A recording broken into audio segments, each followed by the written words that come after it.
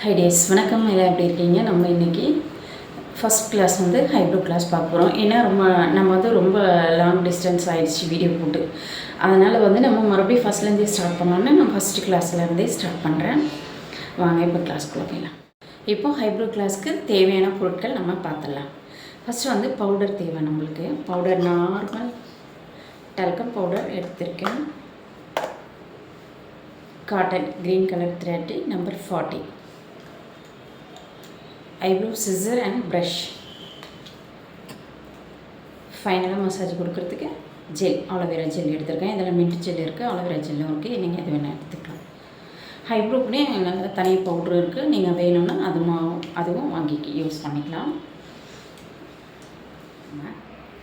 இப்படி வாயில் நல்லா டேக் பண்ணிட்டோம். பண்ணிவிட்டு இப்படி அந்த மாதிரி 1 2 3 4 5 நாட் நான் போட்டிருக்கேன். இங்கே இந்த விரலில் ஒரு நாட் போட்டுட்டு நம்ம இப்படி பண்ணுறோம். இப்படி இந்த பெருவிரல் இப்படி வச்சு நம்ம இப்படி அழுத்தி இப்படி பண்ணும்போது முடி நம்மளுக்கு ரிலாக்ஸாக வரும். நம்ம இப்படி முதல்ல நீங்கள் த்ரெட்டு வச்சு இப்படி ட்ரைனிங் பண்ணுங்கள். த்ரெட் வச்சு முதல்ல ட்ரைனிங் பண்ணுங்கள். இல்லைன்னா பலூன் கூட ஊதி வச்சு நம்ம பலூனில் வச்சு எடுக்கலாம். எப்படி தேங்காய் ஊர்லலாம் எடுக்கிறத விட தேங்காய் ஊர்லலாம் எடுக்கும்போது இது கட் ஆகிடும், அடிக்கடி கட் ஆகும். இப்போ பலூனும் நம்மளோட ஸ்கின்னும் பார்த்தீங்கன்னா ஒரே லெவலில் தான் இருக்கும். நீங்கள் பலூன் ஊதி வச்சு கூட நீங்கள் அதோட நீங்கள் ட்ரைனிங் பண்ணலாம். சரி, இப்போது ஃபைனல் போட்டிருக்கோம். நம்ம ஹேர் எடுக்க போகிறோம். சரி, எப்படி எடுக்கலாம் அப்படின்னு பார்க்கலாம். மேலே ஒரு கை கீழே ஒரு கை நம்ம இப்படி பிடிக்க சொல்லிவிட்டு நம்ம எடுக்க போகிறோம். ஏன் அந்த மாதிரி பிடிக்கிறோம் அப்படின்னும் போது நம்மளுக்கு வலி இருக்காது, பெயின் இருக்காது, ஸ்கின் மாட்டாது. அதனால் நம்ம பிடிக்க சொல்லிவிட்டு நம்ம எடுக்கிறோம். எல்லாருக்கும் ஒரே மாதிரி இருக்குமா ஐப்ரோனா? இல்லை. இப்போ நான் ஐப்ரோ ஷேப் வரைஞ்சிருக்கேன். நம்மளுக்கு எப்படி இருக்கும் அப்படின்னா இந்த மாதிரி தான் நிறைய முடிகள் இப்படி இருக்கும். அதுதான் நான் ஆல்ரெடி சொன்ன மாதிரி எல்லாருக்கும் ஐப்ரோ ஷேப் ஒரே மாதிரி இருக்காது.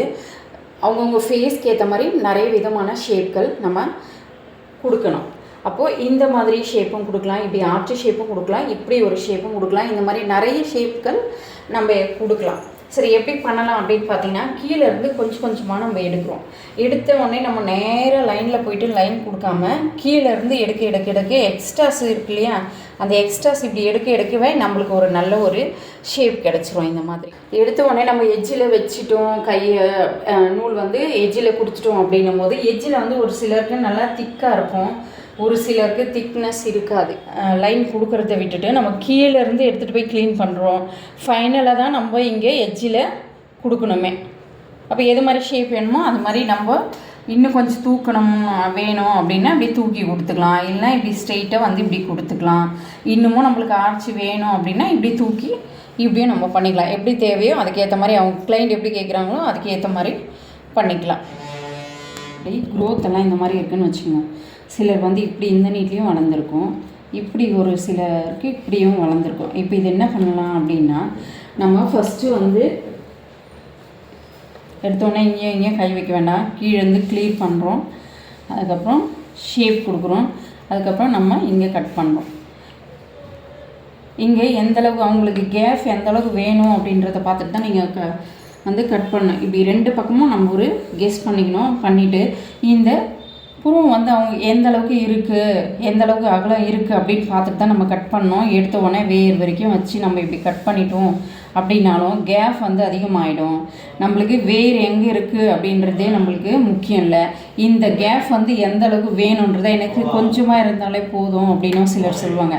அப்படி கொஞ்சமாக போதுன்னும் போது நம்ம இதை கொஞ்சமாக இப்படி லெவல் பண்ணுறோம், இதை கொஞ்சமாக இப்படி லெவல் பண்ணுறோம்.